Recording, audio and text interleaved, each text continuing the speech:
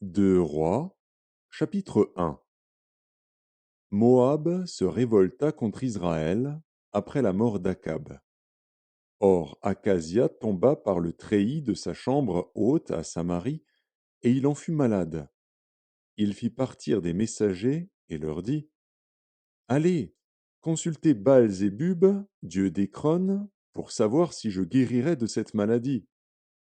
Mais l'ange de l'Éternel dit à Élie, le Tishbite: Lève-toi, monte à la rencontre des messagers du roi de Samarie, et dis-leur: Est-ce parce qu'il n'y a point de Dieu en Israël que vous allez consulter Baal-Zébub, dieu d'Écron?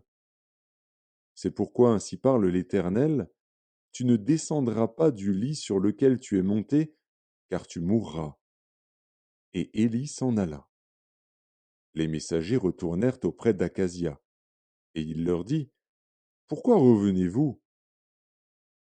Ils lui répondirent: Un homme est monté à notre rencontre, et nous a dit: Allez, retournez vers le roi qui vous a envoyé, et dites-lui: Ainsi parle l'Éternel, est-ce parce qu'il n'y a point de Dieu en Israël que tu envoies consulter Baal-Zébub, dieu d'Écron?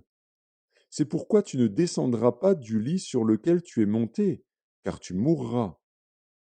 Akazia leur dit: Quel air avait l'homme qui est monté à votre rencontre et qui vous a dit ces paroles? Ils lui répondirent: C'était un homme vêtu de poils et ayant une ceinture de cuir autour des reins. Et Akazia dit: C'est Élie, le Tishbite. Il envoya vers lui un chef de 50 avec ses 50 hommes. Ce chef monta auprès d'Élie, qui était assis sur le sommet de la montagne, et il lui dit: Homme de Dieu, le roi a dit: Descends. Élie répondit au chef de 50: Si je suis un homme de Dieu, que le feu descende du ciel et te consume, toi et tes 50 hommes. Et le feu descendit du ciel et le consuma, lui et ses 50 hommes. Akazia envoya de nouveau vers lui un autre chef de 50 avec ses 50 hommes. Ce chef prit la parole et dit à Élie: Homme de Dieu, ainsi a dit le roi, hâte-toi de descendre. Élie leur répondit: Si je suis un homme de Dieu, que le feu descende du ciel et te consume, toi et tes 50 hommes. Et le feu de Dieu descendit du ciel et le consuma, lui et ses 50 hommes. Akazia envoya de nouveau un troisième chef de 50 avec ses 50 hommes. Ce troisième chef de 50 monta, et à son arrivée, il fléchit les genoux devant Élie et lui dit en suppliant: Homme de Dieu, que ma vie, je te prie, et que la vie de ces 50 hommes, tes serviteurs, soit précieuse à tes yeux. Voici, le feu est descendu du ciel et a consumé les deux premiers chefs de 50 et leurs 50 hommes. Mais maintenant, que ma vie soit précieuse à tes yeux.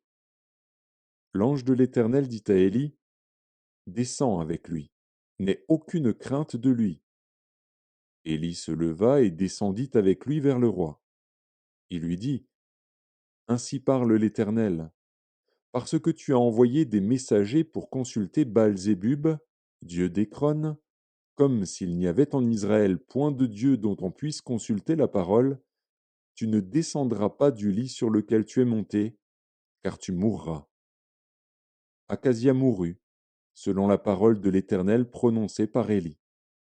Et Joram régna à sa place la seconde année de Joram, fils de Josaphat, roi de Juda, car il n'avait point de fils. Le reste des actions d'Akazia, et ce qu'il a fait, cela n'est-il pas écrit dans le livre des chroniques des rois d'Israël?